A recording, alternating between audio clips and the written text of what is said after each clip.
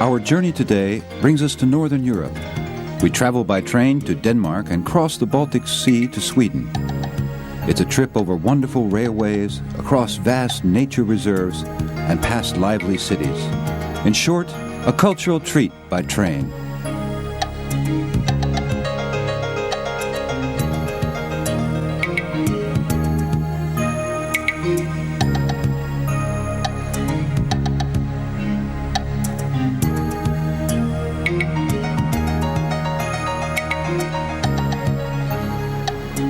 The Danish capital, Copenhagen, contains almost 1.5 million inhabitants. Copenhagen has surnames like Green City, Queen City, City That Never Sleeps, and Friendly City. Names like these may have a certain element of truth. In any case, this colorful city is certainly worth visiting.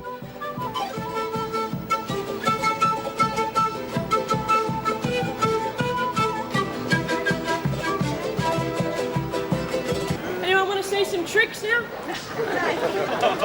Thanks a lot. Thank you! Characteristic of Copenhagen is the fact that you always see people on benches or playing in outdoor cafes, even at temperatures considered elsewhere as a little too chilly.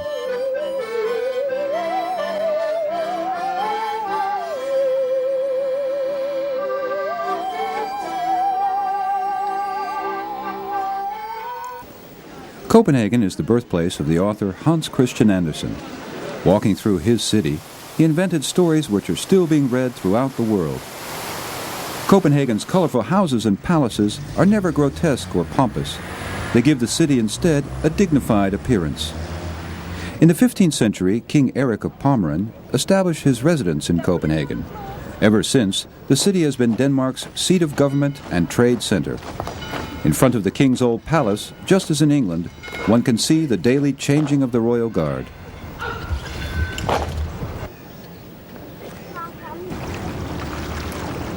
This beautiful nymph is the symbol of the city.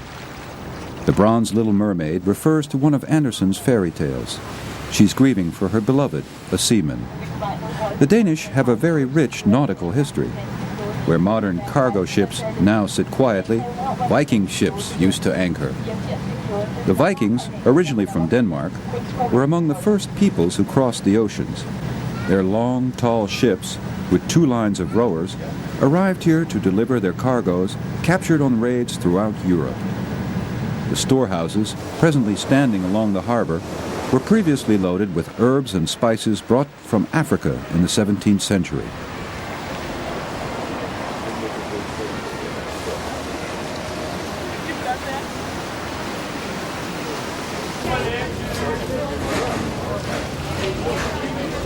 Surely a visit to the world-famous Tivoli should be a part of everyone's journey to Copenhagen. This enormous entertainment district offers in summertime a wide range of amusement, varying from concerts to theater to variety shows. Top of the bill is a colorful fair.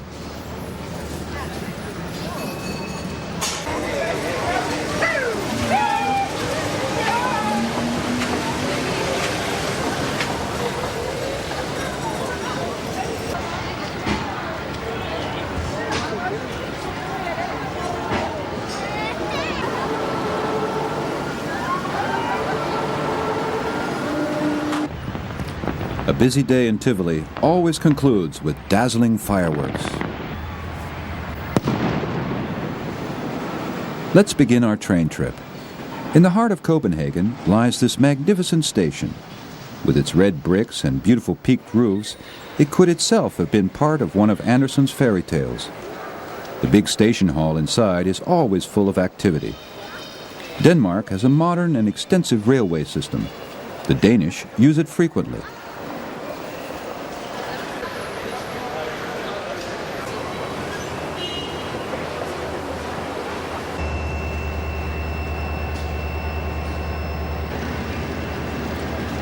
We get in the train for a special trip. This train leaves for Sweden.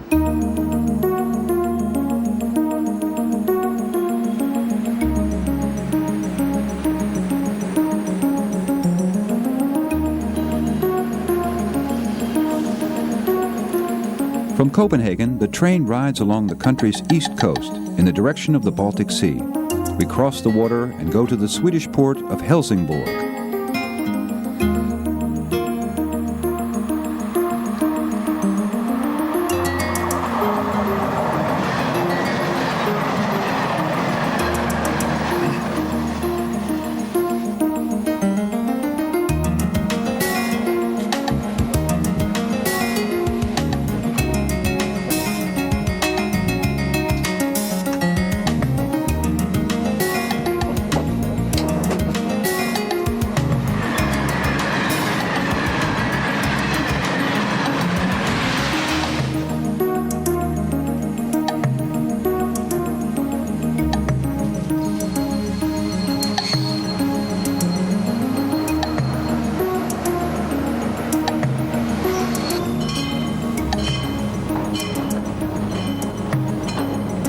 Having passed through the pleasant region for about an hour, the train arrives at the port of Helsingborg. We stay inside the train, but the rail is replaced by a ferry. It's an extraordinary experience.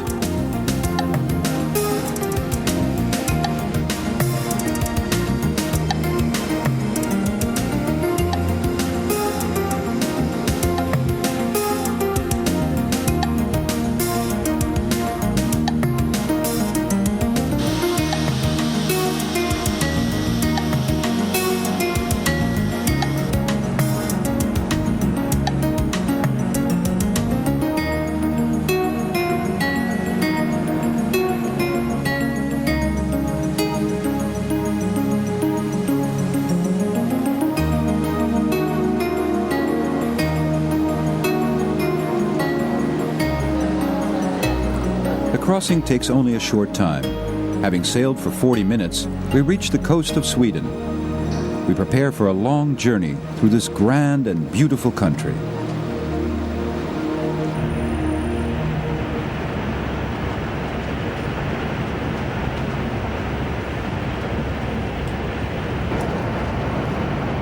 Our train leaves the boat quickly. We are in Sweden. The train heads directly for the north. We are on our way to Sweden's largest port, Gothenburg.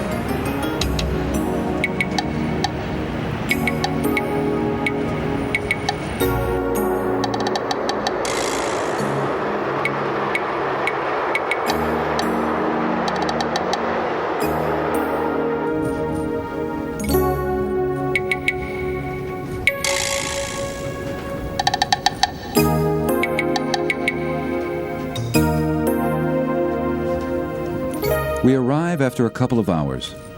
Because of its central location, this city is also called the heart of Scandinavia. After Stockholm, Gothenburg is Sweden's second city. According to a poll of inhabitants of Sweden, this is the country's nicest city. Gothenburg is for Sweden the gateway to the rest of the world.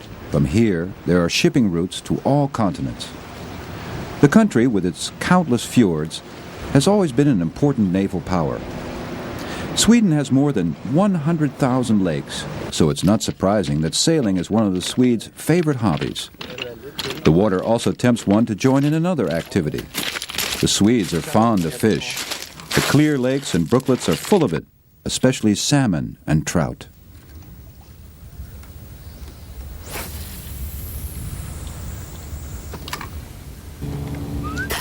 Nu kommer den här, Sven. Jaha, Sven? bra. Jag har fått den här. Fint. Take it easy. Gå och backa lite snett upp då. Oj, oj, oj.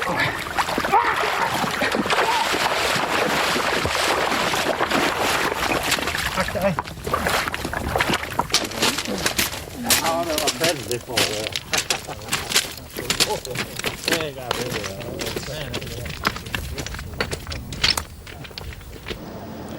If you have so much water around you, you're likely to make a living out of it. In Gothenburg, we find this magnificent covered fish market.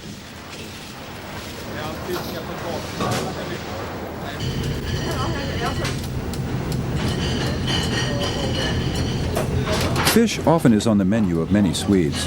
Fresh salmon is shipped to several parts of Europe. A lot of other fresh products are imported. Particularly vegetables and fruit come from overseas, as the Swedish soil mainly consists of rocks. Being imported, fresh vegetables are quite expensive, of course, but that doesn't diminish the Swedish taste for it. Swedish food is delicious.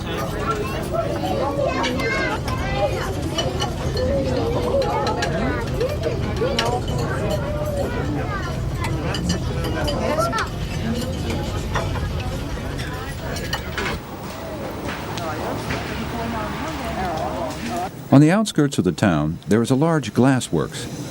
Here, several fine works of art are being produced. The glass works is visited yearly by many tourists. Among the Swedes themselves, the best-known glassware is from Gothenburg.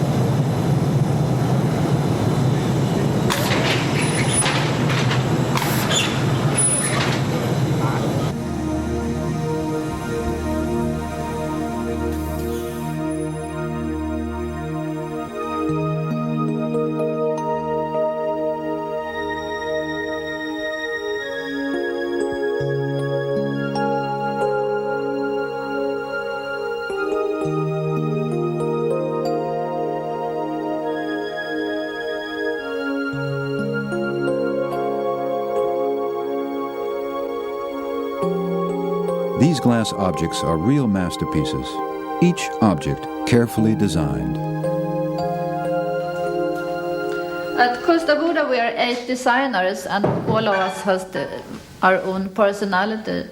And this is Kjell Engman. He is working very much with very bright colors and you know immediately that's him. And this is Bertil Wallin. He's working with his crystal drinking glasses and also some more soft in color, beautiful things. Gunnel Salin, she's one of our more young designers. She's working with this matte etched Amazon series that's very famous today of her design. And this is Monica Backstrom. She's working in beautiful crystal more. So you see, all of us are very different. After our visit to the glassworks, we go back to the train. The sun is shining when we arrive at Gothenburg Central Station. The X2000, Sweden's high-speed train, is waiting for us.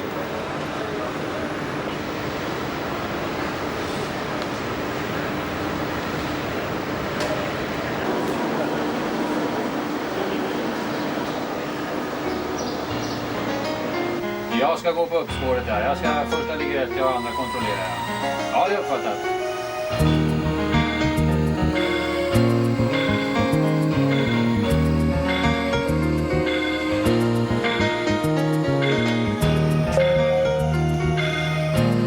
God middag mina damer och herrar och välkomna ombord på X2000 mot Stockholm. Ankomsttiden på Stockholms central. The clean and shining train heads northeast. We cross Sweden and go to the capital, Stockholm.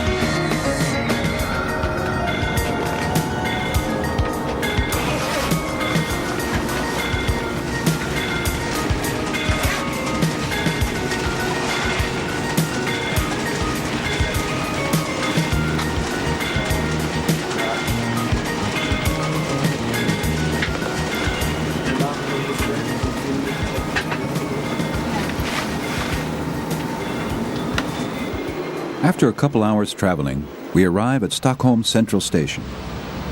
The town was built on 14 islands, so it's not surprising that there are dozens of bridges in this city. It's an attractive, modern metropolis and a wonderful place to stay. The old center consists of mansions built in the 18th century. Yellow and red painted houses give the city a fresh and sparkling look. Behind the window of one of these buildings, one can hear this sound every day.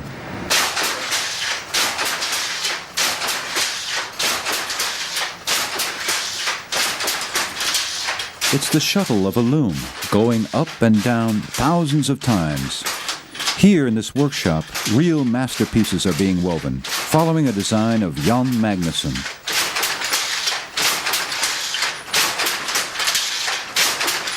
My great-great-grandfather started in 1833.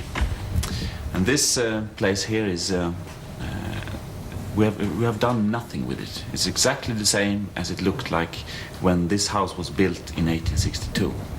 So these old looms, they are 150 years old, and we weave silk, only pure silk, and we have up to 5,000 threads in the warp, and we make fabrics for the royal castles and people who can afford it. And mostly we do the old patterns that was made here over 100 years ago. And up on the attic we have over 250 different patterns that we can use. And this mill is one of the oldest industries in the whole Europe that is still running.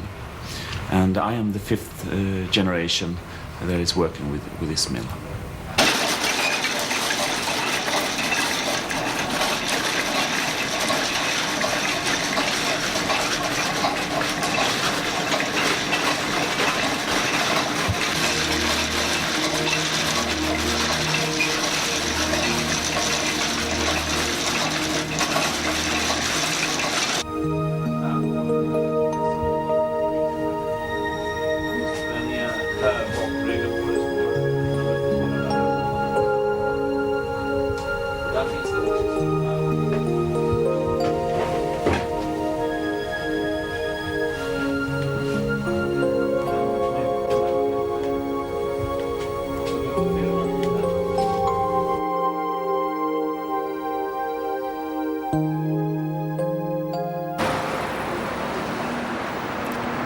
Back to the station.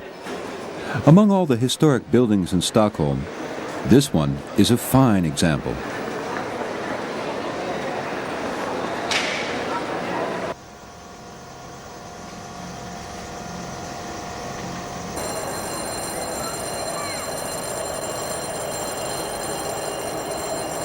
Slowly the train gets going, departing for a long trip. By train, we go to Luleå in the north.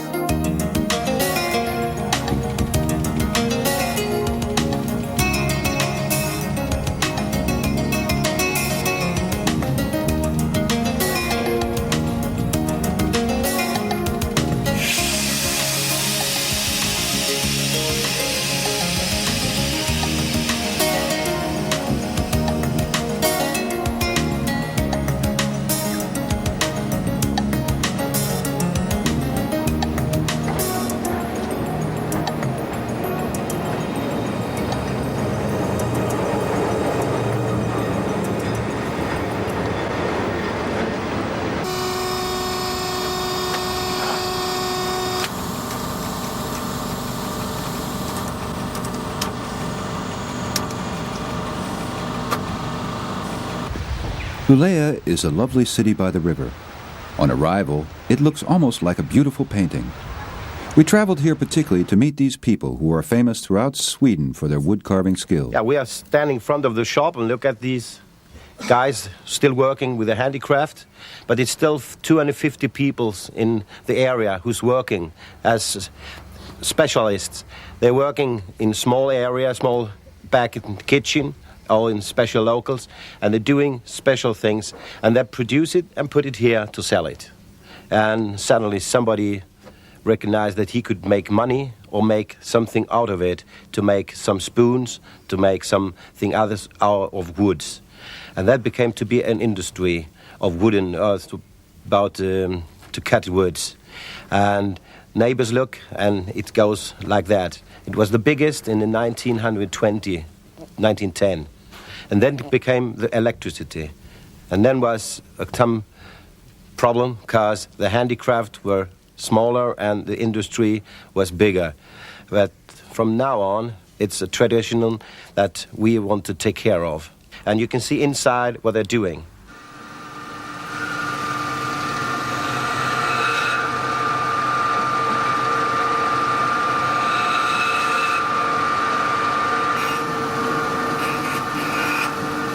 I want to introduce you for Martin. He was started a young boy to make these knives. From the beginning, it was just with a knife. Now it's a machine. This is from the beginning. And he goes step for step, like that, like that, like that.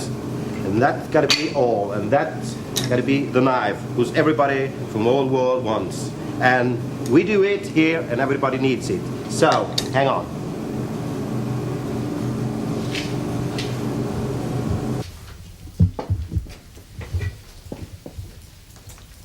This is Rolf. He's working just with a knife and a piece of birch. That's the started of this old tradition to make a cock. From this piece of wood, it's got to be this fantastic cock. But we get still more upstairs.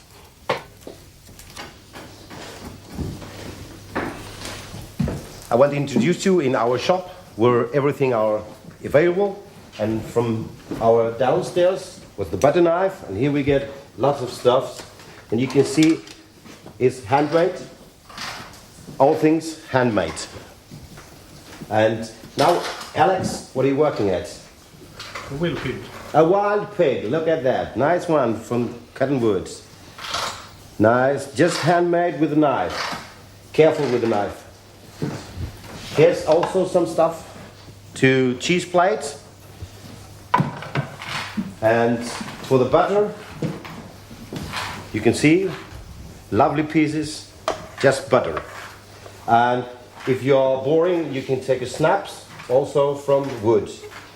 But you have to be careful to put them on the table. It's just for one time, one snaps, then it's over. You can see forward, lovely things.